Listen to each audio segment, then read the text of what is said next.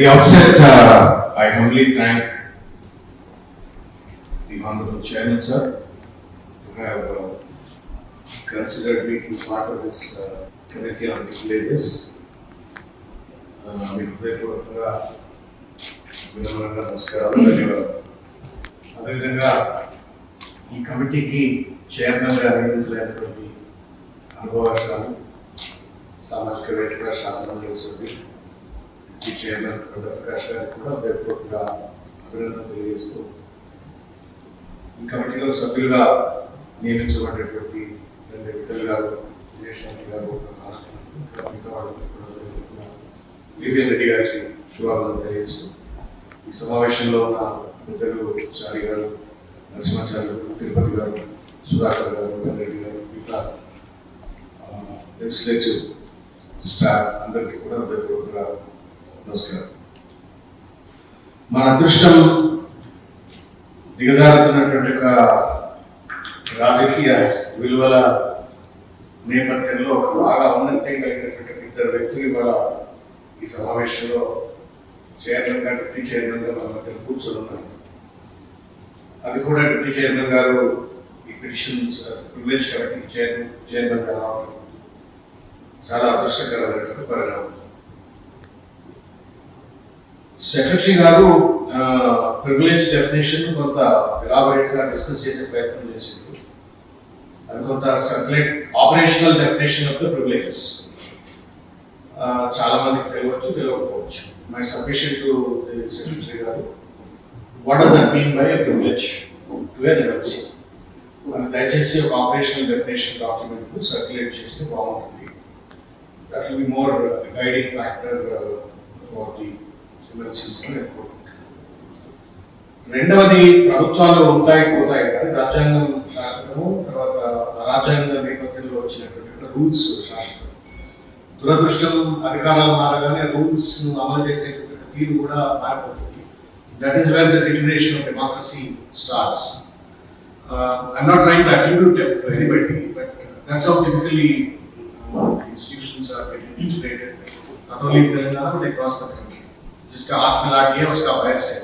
Gul pay ఒకటి బర్రాడే అన్నట్టు, అధికారం దగ్గర వాళ్ళదే రూల్ అన్నట్టుగా నడిచేటువంటి తీరు.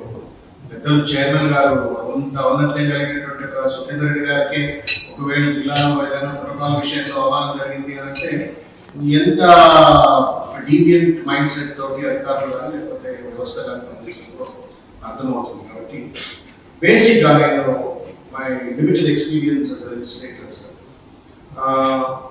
గౌరవం కోరుకోవాల్సిన అవసరం ఏం లేదు. నేను ఎమ్మెల్సీ కాబట్టి నాకు ఏదో కిరీటం పెట్టాలా, దండేయాలా, ఎదురెదురుకు వచ్చి నాకేదో సమాధానం చెప్పాలని నేను కోరుకోను. I don't need a respect, but as an MLC I think I deserve to have response. Respect లేకపోయినా రెస్పాన్స్ అన్నా ఉండాలి. దురదృష్టం ఇవాళ పార్టీలకు అతీతంగా, ప్రభుత్వాలకు అతీతంగా రెస్పాన్స్ ఇచ్చేటువంటి ఒక సెన్సిటివిటీ, రెస్పాన్సివ్నెస్ అనేటువంటిది అడ్మినిస్ట్రేటివ్ సిస్టంలో మొత్తగా పోయింది. దాంతో I think the role of the privileges committee certainly comes into effect. వారు అన్నారు చారి గారు, privileges committee is essential to protect the constitutional freedom, constitutional dignity and constitutional authority. రాజ్యాంగం ఇచ్చినటువంటి ఒక ఫ్రేమ్ వర్క్ లోనే ఇవి కాపాడుతూ బాధ్యతాయుతంగా ఉండవలసినటువంటి ఒక అడ్మినిస్ట్రేటర్స్ చాలా దుమార్లు వేస్తున్నారు. I feel very sad. ఏ దేశంలో ఉన్నామో, ఏ రాజ్యంలో ఉన్నామో, ఒక ఎమ్మెల్సీగా నేను ఒక లెటర్ రాస్తే అది డస్ట్బిన్ లో పోతుంది అనేటువంటి ఒక పరిణామ క్రమం కనుక రాష్ట్రంలో కానీ దేశంలో ఉన్నట్టయితే, ఊర్లలో ఉన్న ఎల్లయ్య మల్లయ్య సామాన్యుడు ఒకవేళ లెటర్లు రాస్తే చీఫ్ సెక్రటరీకి, ప్రిన్సిపల్ సెక్రటరీకి సమాధానం వస్తుందా? సమాధానం లేకపోతే ఇది ఎవరి పరిపాలన? నేను ప్రభుత్వ పార్టీలో తరపున ఎవరి కోసం పరిపాలన? ప్రజల కోసం.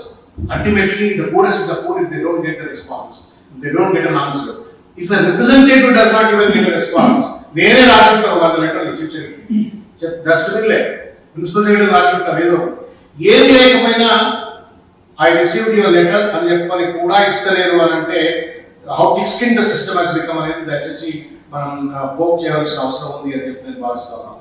It is not just in the interest of my respect, it is in the interest of the democracy respect. దాన్ని గౌరవించడం కోసమైనా అధికారులను అకౌంటబుల్ చేయాలి. మనకు ఢిల్లీలో జరిగినటువంటి దాని ఏంటది కాక్రోచెస్ జనతా పార్టీ పేరు మీద జరిగినటువంటి నీట్ ఎగ్జామ్ యొక్క క్వశ్చన్స్ అన్నీ ఒకటే వాడు నీట్ ఎగ్జామ్ బహానా.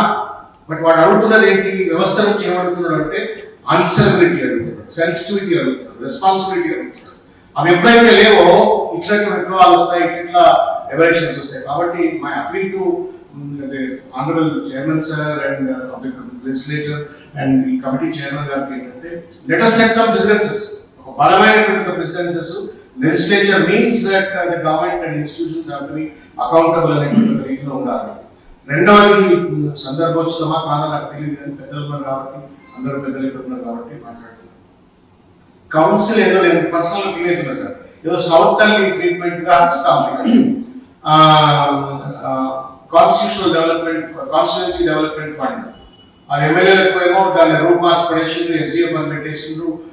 కనీసం ₹1 కూడా అభివృద్ధి పనుల కోసం రికమెండ్ చేసేటట్టుగా కనీస సాధికారత కౌన్సిల్ ఉన్నప్పుడు how is that they will be able to discharge that so-called constitutional obligation to fulfill the requirements of the people in their constituency? And that is మనం ప్రివిలేజ్ లో భాగంగా ప్రభుత్వం దృష్టికి తీసుకొస్తే బాగుంటుంది అని చెప్పి నేను భావిస్తాను. అందుకే అడిగాను, what does it mean by operational definition of privilege? If the government denies to be serious, you are actually violating my privilege to discharge my duty.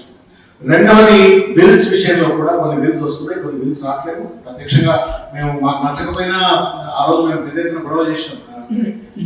Ghosh committee report రాత్రి సిబిఐ ఎంక్వైరీ అని చెప్పని ఆ అసెంబ్లీ చేసినప్పుడు ఇక్కడ చర్చ కూడా రాకపోయింది. So my appeal is I think it's a privilege of the legislative council that every bill that gets there should also come here, if not the monetary bills, but other bills certainly have to come. ఆ రకంగా directives ఇస్తే బాగుంటుంది అని చెప్పని నేను భావిస్తా ఉన్నాను. ఒక చిన్న ఎగ్జాంపుల్ చెప్తాను. This is an invitation given by minorities welfare department వాళ్ళు. ఇవాళ ఏదో మీటింగ్ పెడతారు. ఈ మీటింగ్ లో there cannot be a selective special invitees. ఈ మీటింగ్ ఎంతమంది కాన్స్టిట్యూన్సీ జరుగుతుంది? నా కాన్స్టిట్యూన్సీ, నేనైతే ప్రోటోకాల్ పెట్టుకున్న కాన్స్టిట్యూన్సీలో ఆ కాన్స్టిట్యూన్సీ జరుగుతుంది, అక్కడే జరుగుతుంది.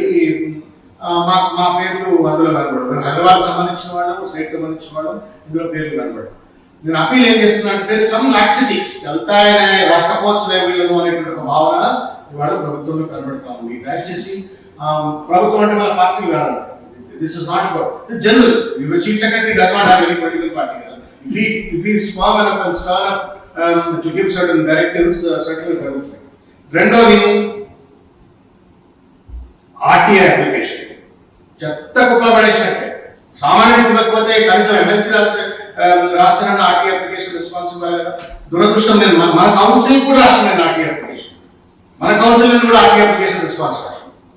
That's actually a pathetic state of affairs. In some context, I wish to submit to you, sir. నేను ఆర్టీఐ అప్లికేషన్ పంపిస్తాను. ఆర్టీఐ నేను ఒక రిప్రజెంటేషన్ పంపిస్తున్నాను. ఎకనామిక్ కూడా council is not willing. By rule of the law is that you receive a form, stamp it and give it to me. నన్ను action తీసుకోవాలి that reference code. అంటే అంత అట్లా దయచేసి ఉండకూడదేమో అని నేను భావిస్తా ఉన్నాను. మీరు ఇంతమంది వారు లేవనెత్తున్నారు, ఫోన్లు చేస్తే కూడా ఫోన్లు ఎత్తుకున్నా ఉన్న పరిస్థితి. కాబట్టి కొంత మనం డిగ్నిటీని పెంచుదాం సార్, లెజిస్లేటివ్ డిగ్నిటీని పెంచుదాం. అట్లానే మీరు ఒక మాట అన్నారు, మంచి మాట చెప్పారు. చిల్లరమాల దానికి కూడా అడుగుతారు. ఇప్పుడు ఏమన్నా నాంపల్లి కోర్టుకు పోయారు సార్. నాంపల్లి కోర్టుకు పోతే కేటీఆర్ గారు కోర్టులో ఉన్నారని చెప్పని మేము కూడా పోతాను పోయినా. నాకు ఎమ్మెల్సీ స్టిక్కర్ ఉన్నది, గవర్నమెంట్ అంతా ఉన్నారు. దాని మళ్ళీ ఆయన మోహన్ కుమార్ అంటే ఏసీపీ డీసీపీ దాని ఆ తల్లి నేను అడ్వకేట్ కూడా సుప్రీంకోర్టు అడ్వకేట్, హైకోర్టు అడ్వకేట్, నేను పోతాను అంటే నువ్వు ఎమ్మెల్సీ స్టిక్కర్ కాబట్టి నేను పోనీ అని అంటాడు. అరే నేను అడ్వకేట్ ఎందుకు పోనీ అంటే నేను పోనీ అని అంటాడు. ఇక కొంచెంసేపు ఘర్షణ పడ్డా, సరే మనం సివిలైజ్ పీపుల్ కదా, ఏదో కొంచెం గొడవ పడ్డా వచ్చిన పక్క నుంచి వెళ్ళిపోయాడు. నా ముందే ఒక 20 మంది పోలీసులు మన అడ్వకేట్ వదిలిపెట్టి అంటే సుప్రీంకోర్టు లాయర్ ప్రాక్టీస్ లాయర్ అంటే కూడా లేదు ఎమ్మెల్సీ స్టిక్కర్ పోనీ అని చెప్పని ఏసీపీ మోహన్ కుమార్ చెప్తాడు.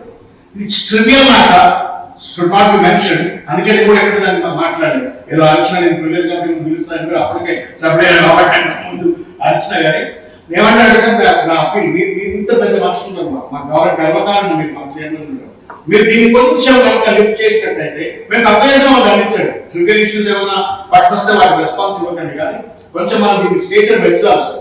మనం అందరం అకౌంటబుల్ గా ఉంటే, ఇన్స్టిట్యూషన్ అకౌంటబుల్ ఉంటే డెమోక్రసీ సరిగ్గా సర్వ్ చేయగలుగుతాం, ప్రజలు కూడా రెస్పాన్సిబుల్ ఉంటుంది కాబట్టి ఆ రకంగా వెళ్దామని చెప్పి కోరుకుంటూ నాకు అవకాశం ఇచ్చిన మీకు హృదయపూర్వకంగా మరొకసారి ధన్యవాదాలు. నమస్కారం. Thank you.